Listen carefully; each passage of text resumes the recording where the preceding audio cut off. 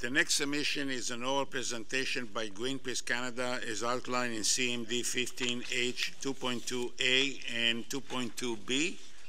And I understand, Mr. Stencil, you'll make the presentation. Good morning, bonjour. Thank you for this opportunity to present Greenpeace's view and recommendations on Bruce Power's license renewal request. As you are aware, I sent a letter to the Commission before the Day 1 hearings asking questions related to license compliance and the most recent risk assessments of the Bruce reactors. I'd like to thank Bruce Power for responding to my questions. CNSC staff, however, have not provided any responses. As I will explain in my presentation, staff's failure to respond to these reasonable questions informs the takeaway recommendation I make to you today. That is, before Bruce Power is allowed to rebuild the remaining Bruce A reactors, a public hearing should take place, including both written and oral submissions. The most appropriate way to do this is through a license renewal hearing. I make this recommendation because at these hearings, CNSC staff appear to have either failed to notice or notify the Commission and the public about significant risks to public safety. As I will discuss, the risk of a large early accidental radiation release at the Bruce Nuclear Station has increased significantly over the past decade. At this level of risk, the station contravenes international and Canadian requirements for new reactor design and off-site emergency planning. As you may recall, there was a similar failure by staff to either notice or notify the Commission of the risks posed by the Pickering reactors in 2013. And as we've discussed many times before, the Fukushima disaster happened because both the station's operator and the Japanese regulator were aware of credible accident risks, but simply ignored them. I worry this is happening at the CNSC. My written submission outlines a series of gaps and loopholes that allow Bruce Power to effectively self-regulate. This exacerbates the problem.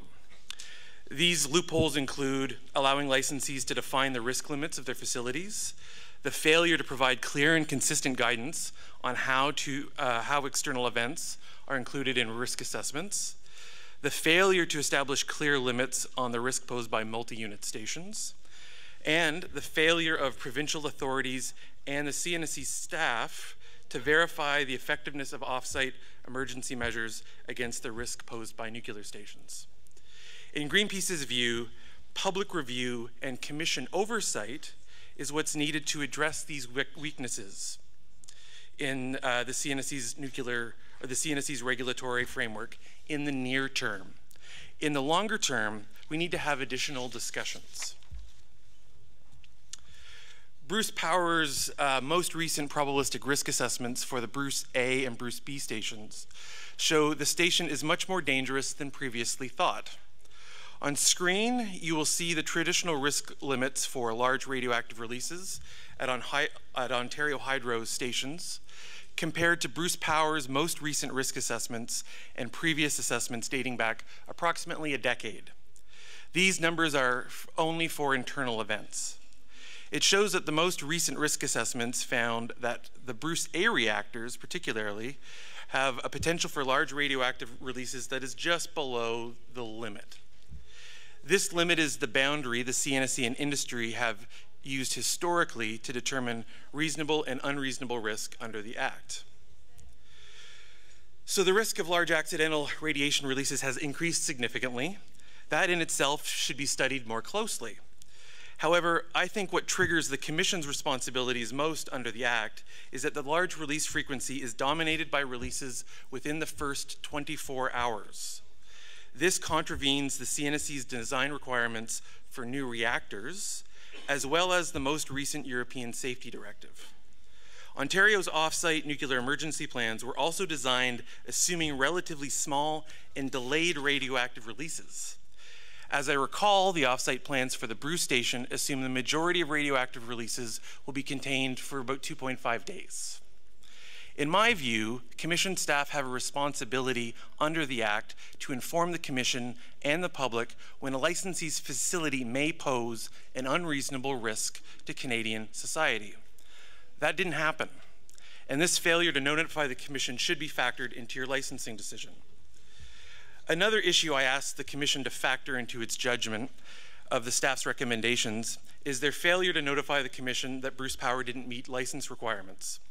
As I noted in my February letter, access to information documents show staff acknowledged internally, but not in their submission to the Commission, that Bruce Power had failed to meet its license requirement to submit complete probabilistic risk studies compliant with Guide S294 by December 2013. And here I'm going to slip into what I admit is speculation, but it appears to me that the one-year license extension Bruce Power was given last April was to enable the company to do everything possible to change the findings of their risk assessments and avoid additional regulatory requirements. That is, 2014 was the year of the pencil sharpener. As shown in previous studies, there has been, or slides, there has been a significant increase in the risk posed by the station over the past decade. It was only in July 2014, however, that Bruce Power submitted its complete risk studies, but also included additional risk reduction credits from emergency mitigating equipment to reduce the large release frequency by a factor of about 10. In November, Bruce Power published a public risk summary that included additional analytical enhancements, as well as credit for other future upgrades that reduced the large release frequency at Bruce A by another factor of 10. So Bruce Mr. Power— Stencil, you're just talking a bit too fast. Oh. The translators cannot keep up. Oh. So if you Désolé. just can read, and I'll give you a few extra minutes. If Oh, you that's what I was running against. Thank you. I don't. My apologies. No problem.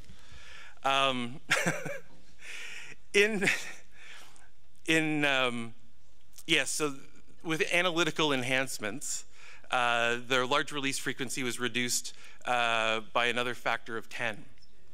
So Bruce Power managed to reduce their large release frequency from approximately 1e to the 5 to 1e to the 7 through mostly pencil sharpening. Given the aforementioned risks to public safety, I urge the Commission to approach Bruce Power's current results with a skeptical eye. While CNSC staff say in their submissions that Bruce Power submitted their risk studies on time, and those studies have been found to be compliant, I have seen no evidence that they would even have the time to review and approve these studies before February.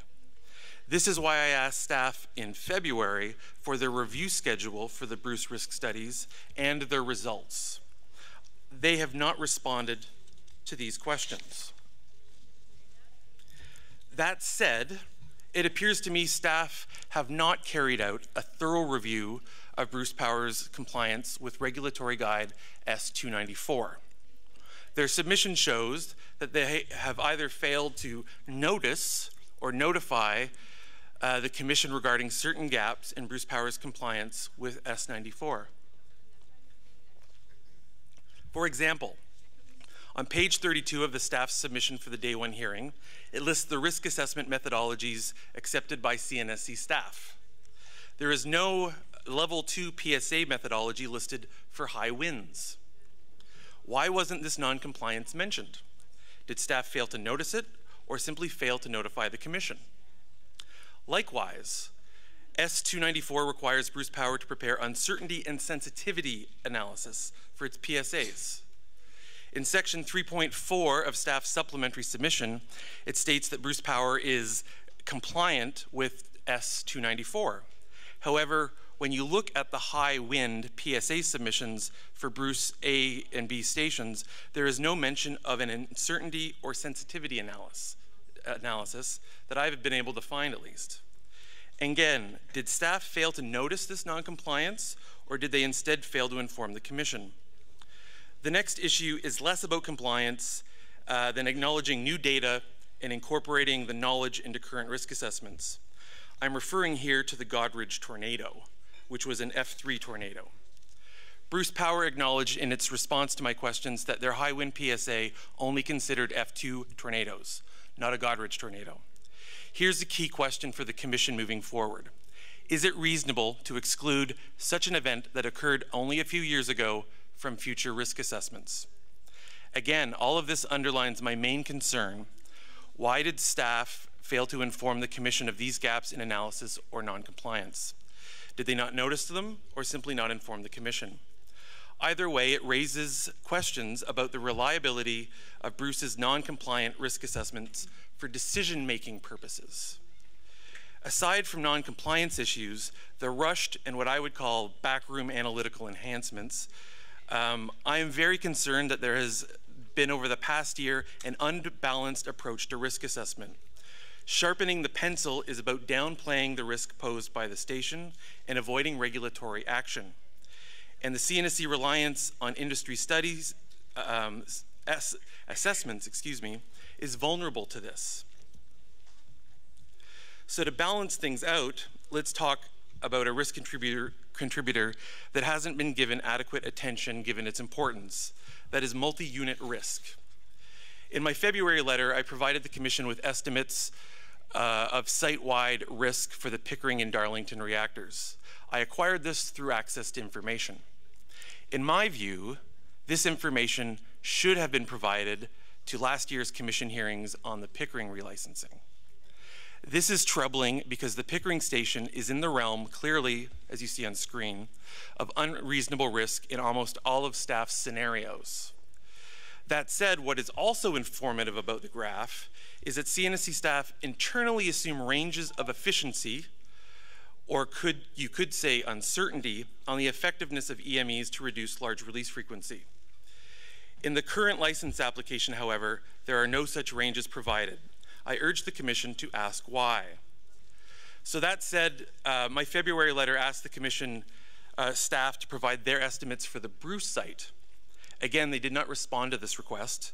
So in absence of a response, I adapted the staff's site-wide risk equation to produce estimates for the Bruce site. That's what you see on screen. Because I was unsure of the multiplier staff would use for the Bruce designs, I included a high and low scenario based on previous assumptions. That said, the ranges show that in almost all of the scenarios, the site-wide risk posed by the station exceeds traditional limits.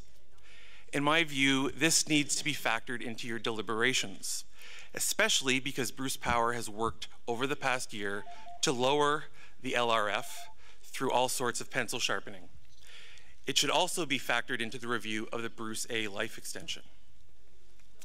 In conclusion, the risk from the Bruce nuclear station is dominated by containment bypass accidents that lead to severe radiation releases within the first 24 hours. This contravenes international and Canadian guidelines for new reactor design and off-site emergency plans. Under the Nuclear Safety and Control Act, this requires action by the Commission to prevent unreasonable risk. I anticipate that the response to my conclusion will be something like, yes, but we changed the assumptions of the study. But as I've outlined today, evidence suggests staff's review of these changes has not been thorough or transparent.